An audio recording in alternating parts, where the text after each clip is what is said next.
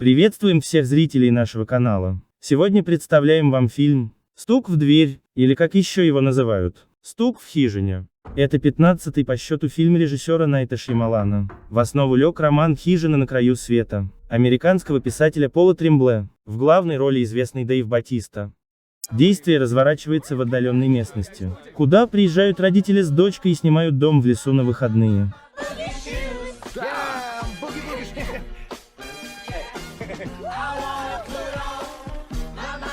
Но вдруг туда врываются вооруженные люди и берут в заложники всю семью. Незнакомцы требуют, чтобы родители сделали некий выбор, а точнее один из них должен умереть, чтобы предотвратить апокалипсис.